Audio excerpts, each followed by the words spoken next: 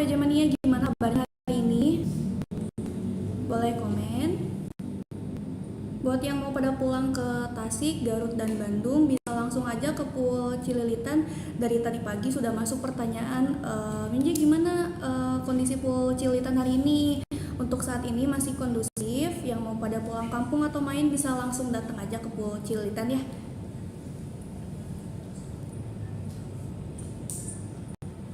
Oke, ini ada yang mulai komen. Sehat kakak, terima kasih. Semangat Mbak Fitri, terima kasih. Terima kasih sudah join live hari ini ya. Teman-teman gimana kabarnya hari ini? Boleh di komen.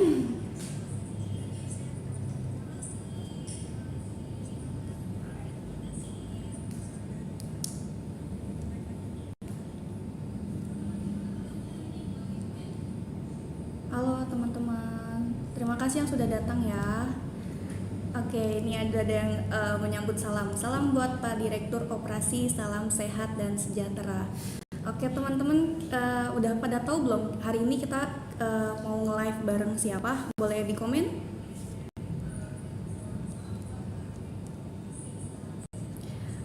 Masih banyak banget yang komen soal lowongan pengemudi ya.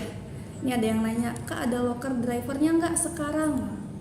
Untuk lowongan pengemudi selalu terbuka, untuk lamarannya bisa langsung dikirim ke Pool Cililitan atau bisa dikirim melalui pos dan bisa disimpan di pos Satpam Prima Jasa ya. Sore Min, mau tanya kondisi di Cililitan hari ini. Selamat sore Kak, terima kasih sudah join live.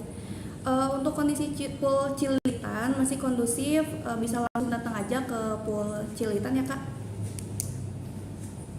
Udah mulai rame nih. Gimana? Udah pada penasaran belum hari ini? Udah ada yang spill? Oke, siap. Terima kasih sama-sama.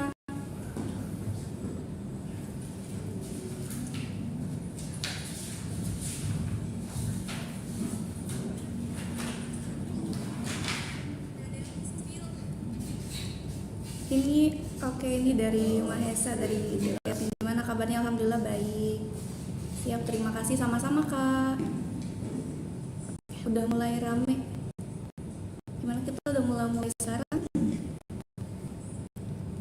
Hari ini kita kedatangan narasumber yang hebat. Nanti kita bakal ngobrol-ngobrol seru. Jadi untuk kalian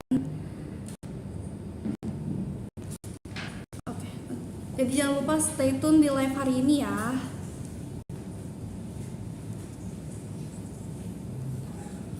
Udah banyak yang nanya banget di kolom komentar. Coba teh tanya Pak Malik untuk rute dan KHI kapan jalan lagi. Oke, nanti kita bahas ya. Siap Min, ke Tasik sampai jam berapa terakhir? Untuk ke Tasik, untuk yang ekonomi terakhir sampai jam 12 malam ya Kak. Untuk yang super eksekutifnya kurang lebih sampai jam 21.30. Jadi untuk yang paling malam ekonomi Kakak bisa langsung datang aja ke Pool Cililitan ya. Mana narasumbernya? Ditunggu ya Kak, pasti udah pada penasaran nih. Oke. Stay tune ya di live-nya hari ini. Nanti kita sebentar lagi kita mulai bersama narasumbernya.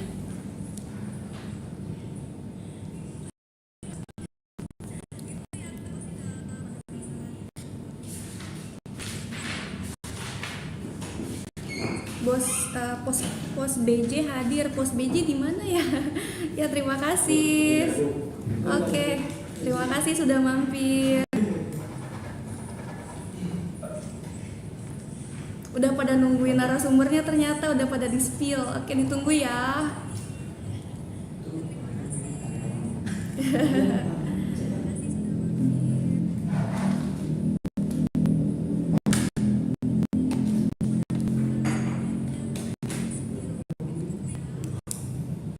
Merak hadir, terima kasih yang sudah join. Halo.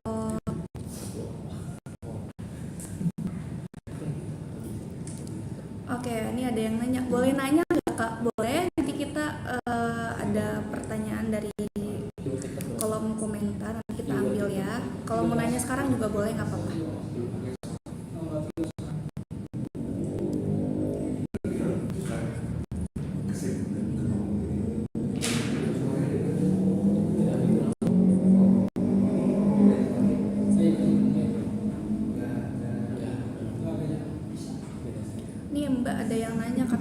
rute Kuningan Kalideres kapan katanya.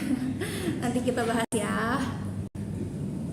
Tanjung Priuk hadir, terima kasih sudah hadir. Stay tune ya di live hari ini. Setiap live pasti selalu ada pertanyaan tentang rute Bandung KHI atau yang nanya lowongan pengemudi. Ini pasti di setiap live pasti selalu ada.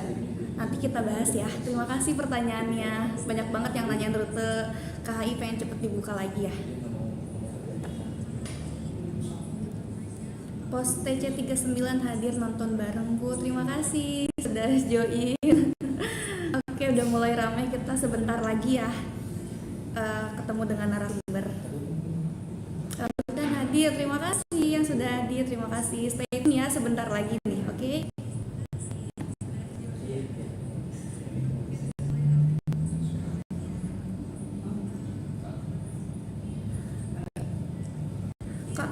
Pul Cililitan operasionalnya dari jam berapa sampai jam berapa ya? Untuk rute apa Kak? Untuk ke Bandung, Tasik atau ke Garut?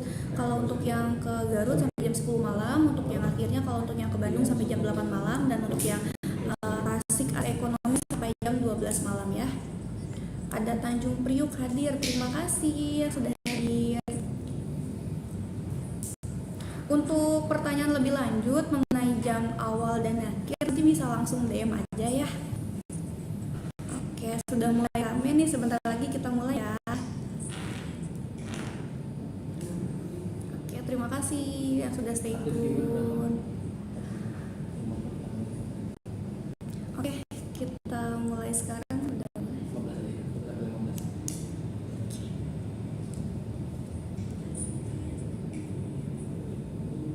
Ya teh, ditunggu banget rute KHI Bandung biar gak kejauhan terminal. Oke, nanti kita kalau udah mulai bersama narasumber kita bisa langsung tanya langsung ya.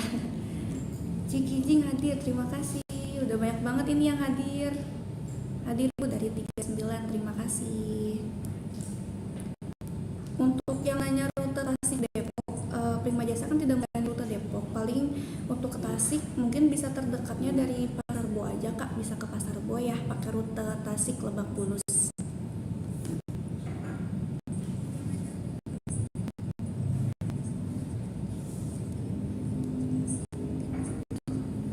Oke, kita mulai di 16.15 ya, jam 4.15. Selamat sore, Teh izin ya. Selamat sore, terima kasih sudah gabung. Selamat sore, Pak Dadang, terima kasih ya sudah join live. Tangerang Garut Min, untuk yang ke Garut di Tangerang mungkin bisa ke Pul Ciputat aja Kak. Untuk Garut kan memang melayaninya Pul Cililitan, Pul Ciputat sama Bekasi. Mungkin dari Tangerang bisa ke Pul Ciputat aja ya.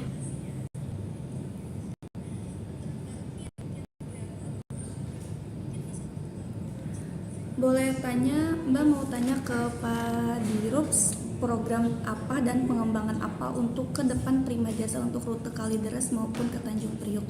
Oke baik, nanti kita bahas ya. Nanti saya ini pertanyaannya saya pin, oke?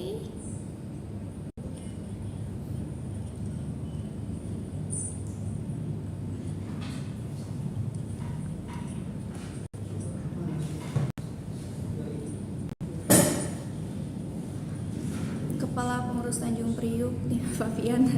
Terima kasih Pak Fian sudah join live hari ini.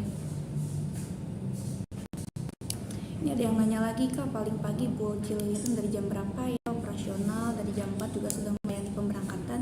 Kakaknya mau kemana? Ke Bandung, Garut atau ke Tasik? Selamat sore Bu Safitri, Tasik hadir. Terima kasih semuanya udah pada nungguin. Dengan senang hati saya bisa ikut gabung di live IG-nya Prima Jasa Group. Baik, terima kasih Kak. Ini udah pada nungguin narasumbernya ya. Dan kita mulai di 16.15 ya, jadi mohon ditunggu. Saya pelanggan setia bis Prima Jasa Tasik Bekasi Teteh, alhamdulillah, terima kasih. Langganan Prima Jasa, mantap.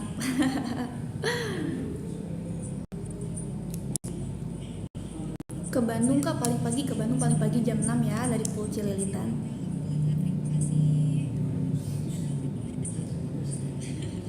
Banyak juga yang nanyain rute Sukabumi. Untuk Prima Jasa mau melayani rute ke Sukabumi ya.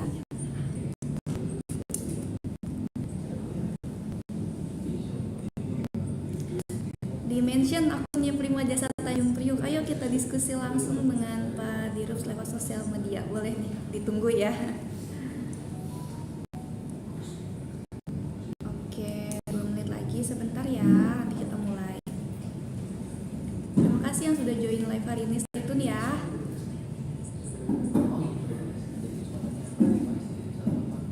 Terima kasih. Halo yang baru datang.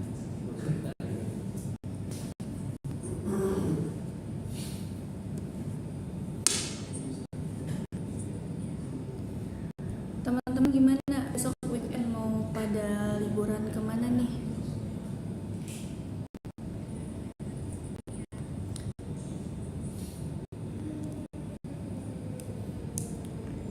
Ada yang nanya juga, Kak boleh nggak ya pasang story telolet di Prima Jasa? Sebelumnya sudah ini ada postingan tentang telolet. Ya. Oke.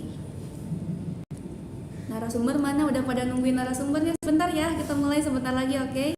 Udah pada nggak sabar nih nungguin narasumbernya nih. Ke Tasik bisa reservasi nggak Min? Oke, untuk ke Tasik reservasinya bisa langsung di aplikasi Traveloka ya. Bisa langsung dicek aja Tasikmalaya Jakarta atau Tasikmalaya. Kalau untuk yang di Ciputat Lebak Bulus itu masuknya Tangerang.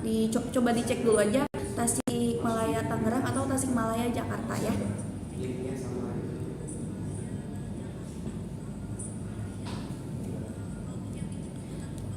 Liburan ke Bandung bisa naik dari Tanjung Priok ya guys. Tentu saja bisa dari Tanjung Priok ya. Cililitan hadir kakak, terima kasih yang sudah hadir. Oke, sebentar lagi udah mulai rame, jadi kita lanjut aja ya. Oke, kita mulai sekarang, dilanjutkan dengan host kita hari ini. Silahkan Pak Teguh. Oke, terima kasih banyak untuk Kak Fitri ya. Perkenalkan saya Teguh Ahmad sebagai EDP yang akan menjadi host acara live hari ini. Ini sejujurnya saya excited banget gitu ya, karena hari ini kita kedatangan narasumber yang luar biasa. Sebelum kita mulai acaranya gitu, saya harus memperkenalkan dulu nih siapa nih yang akan jadi narasumber live kali ini, karena memang kali ini kita akan ngomongin divisi paling penting di Prima Jasa, yaitu divisi operasional dan lapangan. Kita akan berbicara dengan Direktur Operasional dan Lapangan Prima Jasa, yaitu Al-Malik Mas Haiku Otsuka Mahfud, sarjana teknik Master of Science. Tapi sebelum saya memperkenalkan Pak Malik kepada kalian semua, saya mau sedikit ngasih gambaran bagaimana sih pendidikan Pak Malik gitu ya. Pak Malik ini sarjana teknik dari Universitas Indonesia dengan jurusan Teknik Industri. Lalu juga memiliki pendidikan S2 di University of Warwick dengan jurusan Innovation and Entrepreneurship. Oke, sebelum kita mulai, kayaknya ini udah gak sabar banget ya. Kita langsung sambut aja ya. Yang saya sambut Pak Malik, apa kabar? Baik. Alhamdulillah. Kebetulan baru pulang dari Malang, dari karoseri, dan karena ada jadwal live interview ini ya menyempatkan untuk hadir di sini. Oke, luar biasa jadwalnya padat banget ya Mas Malik ya? Lumayan, tapi intinya ngatur waktu sesuai dengan porsinya. Oke, jadi semuanya tetap tertata rapi ya gitu ya. Oke. Sebelum itu kita mulai sedikit, bolehlah Pak Malik, kita nih penasaran banget siapa sih Pak Malik itu dan bagaimana nih perjalanan karir. Jadi boleh Pak Malik sedikit perkenalan dan perjalanan karirnya dari mulai dahulu sampai sekarang akhirnya menjadi Direktur Operasional dan Lapangan Prima Jasa. Oke. Mungkin tadi disampaikan sama Teguh bahwa pendidikan S1, S2 dilakukan di UI dan kemudian melanjutkan di Inggris, University of Warwick, dan kemudian saat itu sebenarnya saya diberi pilihan, diri sendiri saya ini diberi pilihan bahwa apakah mau menempuh pekerjaan profesional dulu, yaitu waktu itu di Inggris saya kebetulan sudah sampai tahap interview di salah satu perusahaan konsultan IT. Dan pilihan itu saya sampaikan ke orang tua karena ini perusahaan keluarga. Saya sampaikan apakah boleh melakukan ini, bekerja di luar setahun 2 tahun kemudian kembali ke Indonesia. Tapi karena situasi dan kondisi transportasi pada waktu itu 2018-2017 sedang booming-boomingnya, membutuhkanlah tenaga yang mungkin bisa merubah, bisa memberikan tenaga baru juga, dan saya sharing juga dengan beberapa senior, beberapa keluarga itu baik kita memiliki pengalaman karir profesional ataupun tidak, itu balik lagi ke perusahaan transportasi ini akan belajar dari nol lagi. Jadi saya putuskan pada waktu itu untuk bergabung ke Prima Jasa dan benar-benar mempelajari dan supaya menguasai seluruh seluk-beluk transportasi, khususnya yang perusahaan Prima Jasa itu. Mungkin seperti itu Pak Tugu. Nah itu waktu mulai nolnya sampai akhirnya menjadi direktur pos itu bagaimana Pak? Pelajaran dan langkah-langkah pengalamannya? Awalnya saya ini sebagai apprenticeship direktur utama dan direktur keuangan yang kebetulan masih juga ayah sendiri. Saya mengikuti beliau-beliau ini selama 6 bulan, dan setelah itu di dalam 6 bulan ini saya mempelajari ataupun mendalami lah ilmu-ilmu ataupun seluruh departemen yang ada di Prima Jasa.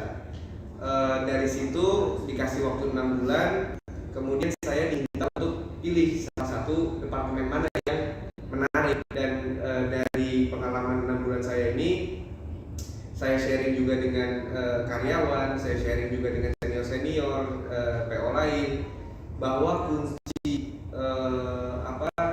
sukses atau kunci menangnya sebuah perusahaan transportasi itu memang di lapangan. Kita harus terjun ke lapangan, kita harus tahu terminal, kita harus tahu lintasan, kita harus tahu pool, kita harus tahu pengendalian, dan utamanya sih kalau di lapangan ini kita bisa langsung benar-benar berinteraksi dengan penumpang, apa yang diinginkan, apa yang ini kita benar-benar langsung di depan mata. Jadi pada waktu itu saya pilih lapangan, kemudian diangkat menjadi manajer pengendalian lapangan dan keamanan. Kalau di Prima Jasa ini manajer pengendalian lapangan itu khusus untuk mengatur pemberangkatan, mengatur lintasan, dan seolah-olah kalau di perusahaan luar itu sebagai marketing ataupun penyambung frontliner antara layanan jasa ini dengan para konsumen. Kemudian itu berjalan 1,5 tahun, dan terjadi di internal ini perubahan board of directors, kemudian didiskusikan oleh pemegang saham juga bahwa akan diadakan disatukannya antara lapangan dengan operasi. Dari lapangan itu analisa evaluasinya ada di operasi, karena seluruh data yang di capture di lapangan, baik itu keterminalan ataupun checker, itu semuanya berpusat ke operasi. Dan kemudian saya ada ketertarikan di sana, kebetulan ada perombakan jajaran direksi, dan kebetulan saya ditunjuk dan dipercaya untuk menjadi direktur operasi yang membawahi 2 sekarang ini operasi dengan pengendalian lapangan dan keamanan. Keren banget ya ceritanya, dari mulai nol dari magang sampai akhirnya menjadi direktur operasional dan lapangan seperti ya. Oke, ngomongin soal lapangan dan operasional ini menarik banget. Kalau mau ngomongin soal operasional itu memang yang paling menarik itu pada saat momen pandemi. Pada saat itu memang pada tahun 2019 ya, kita pandemi COVID itu lagi marak-maraknya ya seperti itu. Pada saat itu pemerintah pada akhirnya memaksa dengan memberikan peraturan soal PPKM yang memaksa perusahaan-perusahaan besar seperti Prima Jasa harus tunduk dan mati suri. Seperti itu kan ya. Nah ternyata PPKM ini memberikan efek kepada banyak perusahaan karena banyak juga yang jual. Tuh. Lalu tiba-tiba PPKM dicabut. Saat PPKM dicabut ternyata keadaan ekonomi Indonesia itu tuh lagi layu-layunya, gitu kan. ditambah lagi ternyata toh ada ternyata PO baru, usaha transportasi baru yang justru muncul. Seperti itu. Ditambah lagi adanya disrupsi teknologi soal pembelian tiket online dan sebagainya. Nah, pada saat PPKM itu mulai dibuka, Bapak sudah menjabat sebagai Direktur Operasional seperti itu ya. Nah, bagaimana waktu itu upaya yang dilakukan divisi operasional pada saat peralihan masa PPKM itu dicabut? Oke, jadi mungkin saya tarik sedikit karena pertanyaannya setelah PPKM, tapi saya mau cerita dulu apa sejarah Prima Jasa dari tahun 91 berdiri, kemudian kita ini sebenarnya bukan pertama kali menghadapi sebuah krisis ekonomi, tapi sebelumnya tahun 98, tahun 2008, kemudian yang terparah ini COVID-19 tahun 2020 bulan Mei Juni itu terparahnya, dan alhamdulillah tiga-tiganya kita lewati dengan tidak ada suatu hal yang luar biasa, dalam arti kita bisa mengatasinya, karyawan-karyawan juga tidak ada satupun yang kita berhentikan, dan alhamdulillah Prima Jasa ini selama ada PPKM kita malah mengisi waktu-waktu itu dengan pembinaan, pendidikan, dan pelatihan. Memang untuk saya sendiri, karir saya waktu itu masih dalam waktu 3 tahun. Dalam 3 tahun ini saya belajar, saya banyak juga inovasi dan diberi tantangan yang belum pernah dihadapi oleh Prima Jasa. Kalau krisis ekonomi pernah, tapi di saat PPKM ini sama sekali tidak ada dalam sejarah Prima Jasa selama 27 tahun waktu itu, tidak pernah satu hari pun Prima Jasa ini 100% operasionalnya berhenti. Dan pada waktu itu kita malah kebingungannya parkir bis di mana? Karena selama ini presentasi operasi kita di atas 90% dan kebanyakan armada ini di Liverpool. Dan yang belum terjadi sebelumnya bahwa perusahaan ini mengalami penurunan pasar, kebutuhan pasar.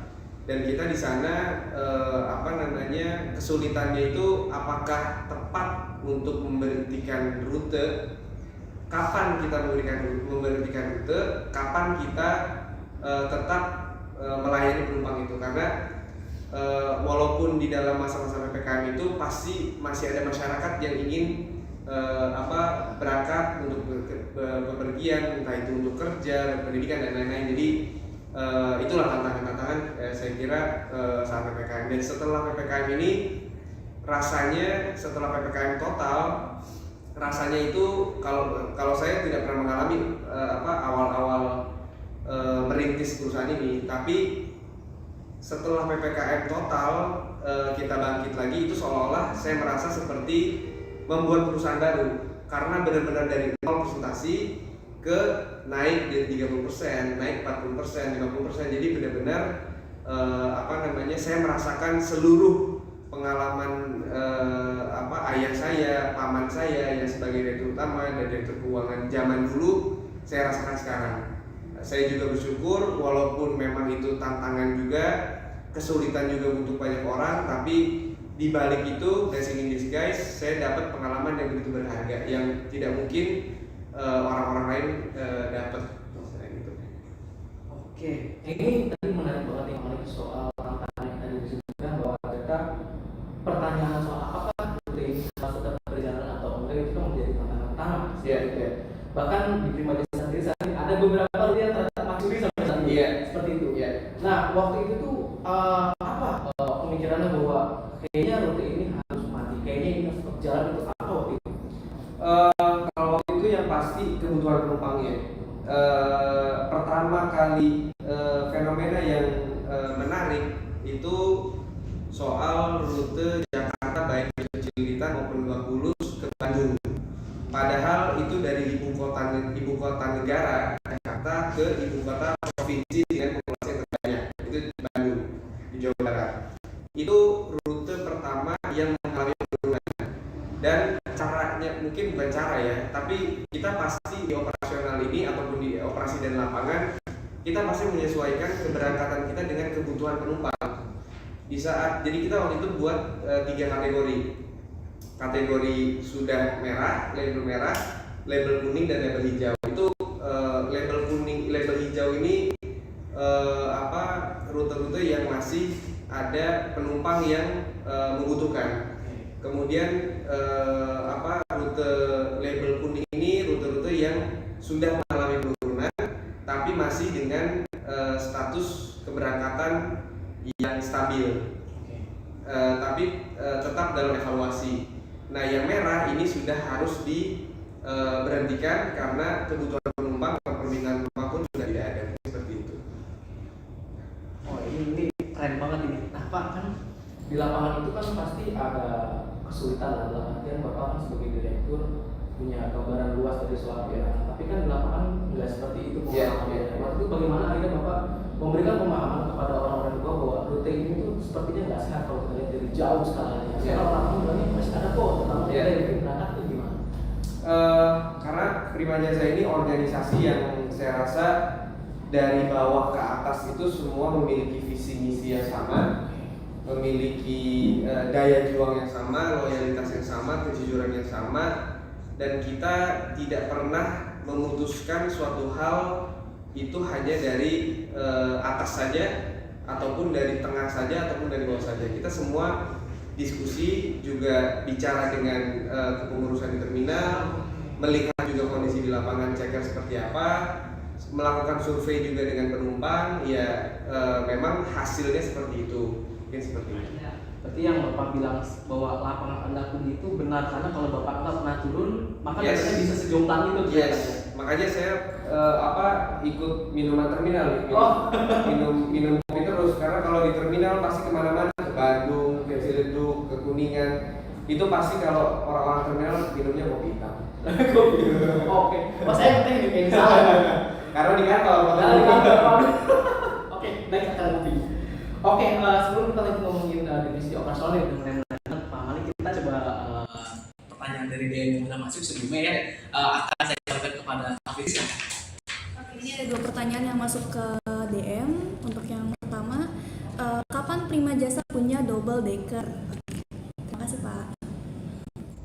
Oke, banyak banget ini sebenarnya. Saya kemarin baru aja hari Rabu, Kamis, Jumat saya melakukan kunjungan ke pabrik karoseri drum dan melihat PO Jawa Tengah Jawa Timur itu yang luar biasa, triple axle, 2 tingkat, sleeper bus dan lain-lain. Tapi mungkin pertanyaan buat semua pengguna jasa Prima Jasa ini atau penumpang setia Prima Jasa, kita ini melihat kebutuhan dan permintaan penumpang. Sebenarnya permintaan itu benar, permintaan itu ada untuk sleeper bus atau double decker. Tapi melihat dari rute kita, jarak tempuh kita itu tidak akan 100% penumpang-penumpang ini menggunakan fasilitasnya dengan maksimal. Jadi contoh misalnya Bekasi Tasik itu 5-6 jam. 5-6 jam itu dalam beberapa pos atau beberapa tempat yang mereka lewati, itu saya rasa hanya 30% atau 20% penumpang yang full tidur dari titik awal ke titik akhir, dan akan tidak lebih nyaman sebenarnya untuk penumpang-penumpang khususnya Prima Jasa di wilayah Jakarta, DKI, Jawa Barat, dan Banten. Malah kita menyediakan bus sleeper bus khususnya untuk double decker, karena posisi duduk atau posisi di dalam bus itu 100% harus kakinya itu lurus. Tidak bisa posisi duduk seperti normal. Jadi saya rasa nantinya akan penumpang-penumpang ini komplain, penumpang-penumpang ini merasa tidak nyaman dan lain-lain. Nah itu yang kedua sebenarnya adalah masalah safety.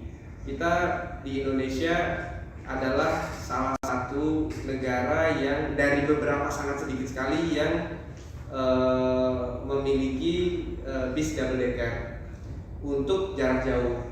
Nah, karena Prima Jasa ini melayani rute-rute yang memang medannya cukup unik, naik turun kanan kiri, jadi untuk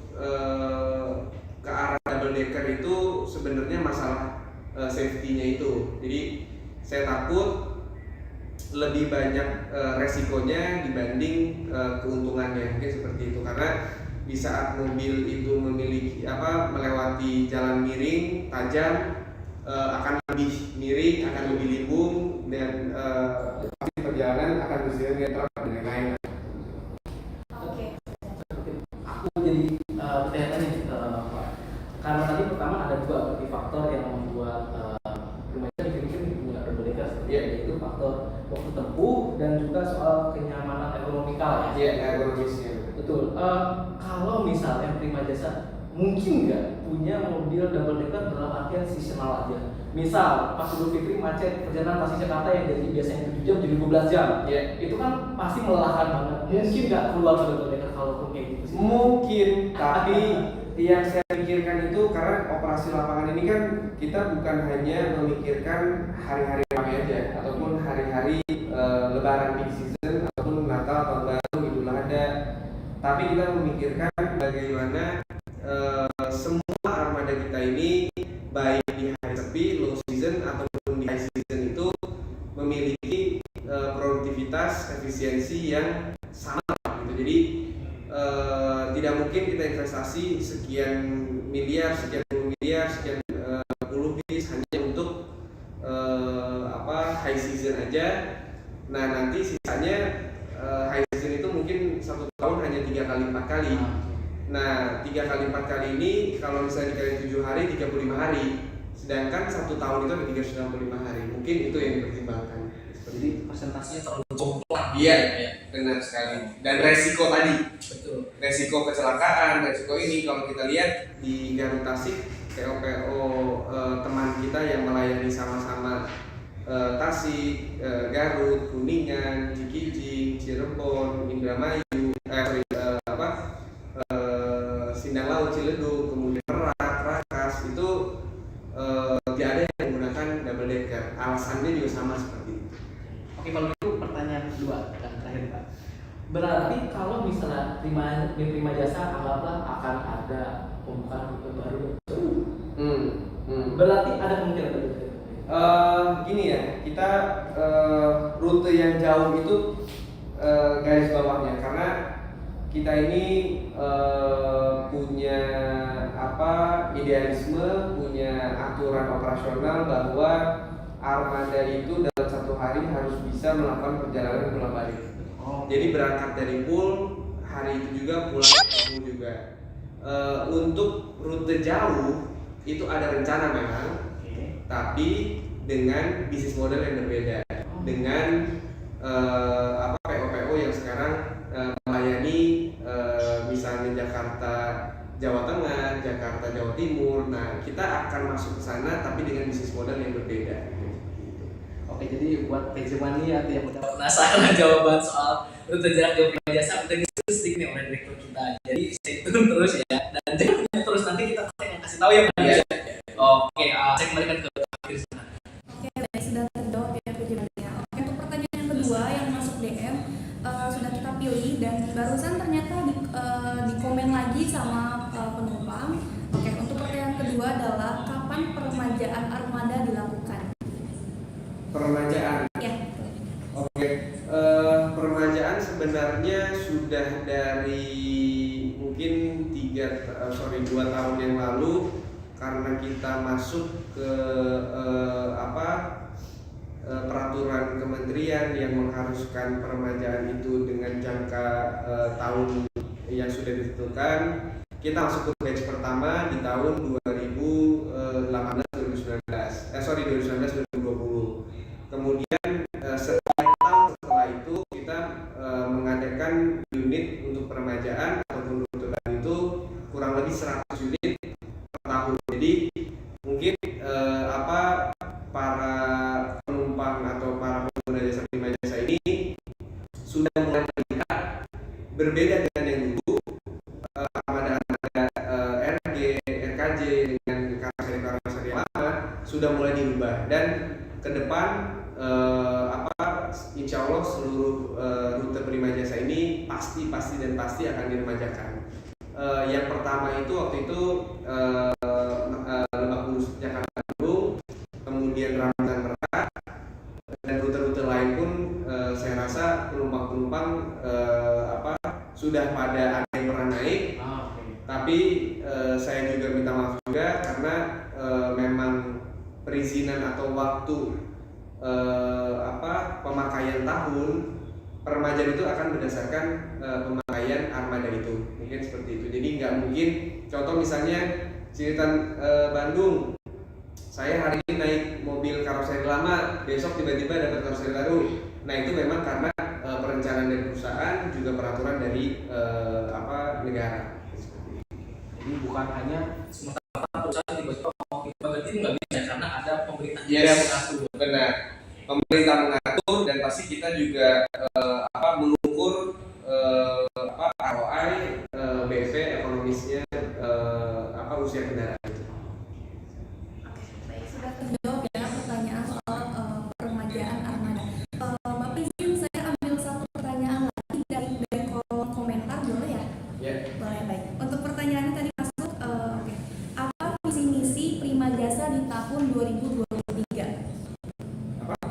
Oke, saya ulang ya. Apa visi misi Prima Jasa di tahun 2023? Oke, kalau visi misi di tahun itu tidak ada. Tapi yang ada adalah visi misi perusahaan sebagai penyedia jasa transportasi, yaitu visi kita itu menjadi perusahaan transportasi terbaik, transportasi darat terbaik, baik itu di regional, nasional maupun internasional. Misi kita, gimana caranya kita mencapai itu dengan memberikan pelayanan 3, yaitu ekonomis, tepat waktu, dan aman. Mungkin seperti itu. Tapi untuk kalau misalnya 2023 itu bukan visi misi kali ya, perencanaan 2023. Kalau 2023 yang pasti karena ini tahun yang dibilang new normal lah.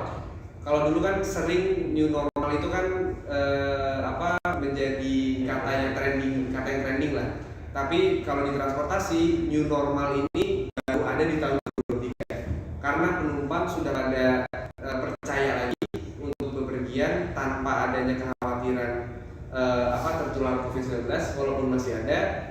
Tapi tahun 2023 ini menjadi benchmark ataupun menjadi pembelajaran kita ke depan, karena tahun 2023 ini semua masyarakat pasti akan mempunyai kebiasaan-kebiasaan bepergian yang berbeda lagi dari zaman COVID, sebelum COVID, dan sebelum COVID dan setelah COVID sekarang itu.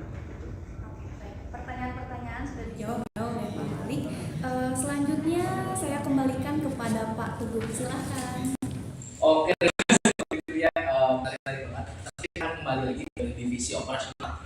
Oke, tadi kan Bapak udah menjelaskan ya, tadi juga kita sudah menganggap bahwa Pak Malik ini dari mulai apprentice-nya, selain itu merasakan berbagai macam divisi, sehingga akhirnya menjadi dalam kata bahwa kuncinya Prima Jasa ada di operasional dan lapangan. Maka akhirnya timbul satu pertanyaan, apa sih tantangan yang terjadi selama di operasional di lapangan? Oke, tantangan di operasional dan di lapangan itu banyak sekali ya sebenarnya, baik itu teknis maupun aturan ataupun standar operational procedure. Tapi semua itu bisa ditangani lah, ada solusinya. Yang paling susah itu adalah dengan menghadapi orang yang banyak, menghadapi penumpang yang bermacam-macam.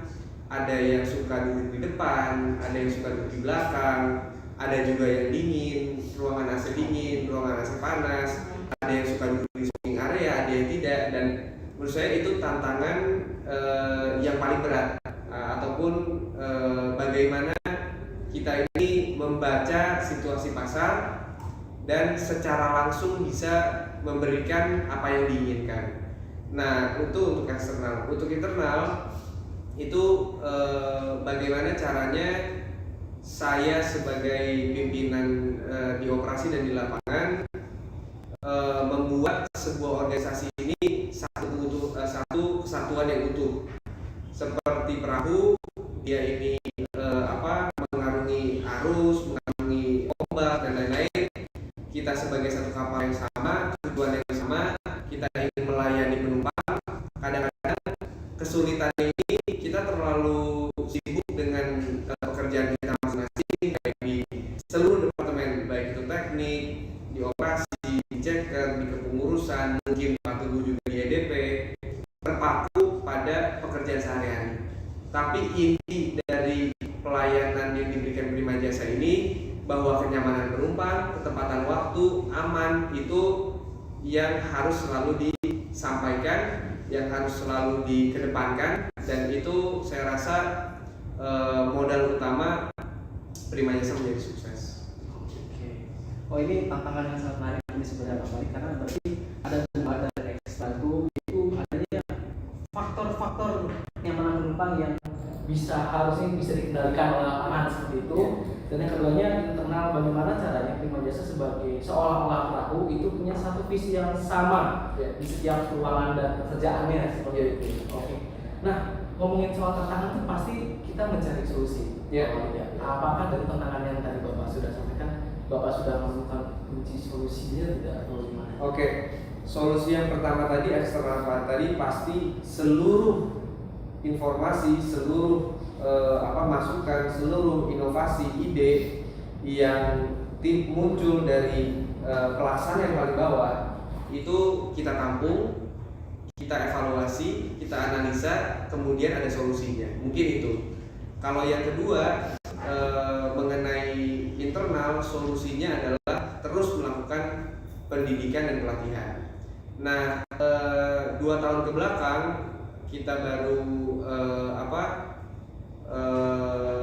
merancang ataupun menghasilkan sebuah produk baru, pemikiran baru bahwa sekarang ini solusinya adalah pendidikan pelatihan, karena kita sadar bahwa bukan lagi sekarang ini persaingannya di besar-besaran aset, bukan lagi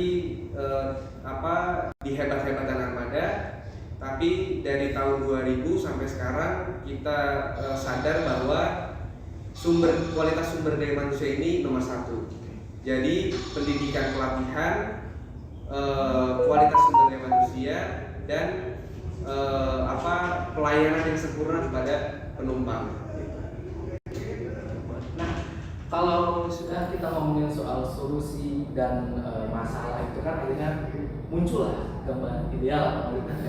Menurut Pak Malik sendiri, bagaimana sih gambaran ideal suatu divisi operasional dan lapangan di Prima Jasa harus seperti apa? Oke. Divisi operasional dan lapangan ini kedua-duanya tidak bisa terpisahkan. Lapangan, checker maupun kepengurusan adalah mata dan telinga dari operasi. Sebuah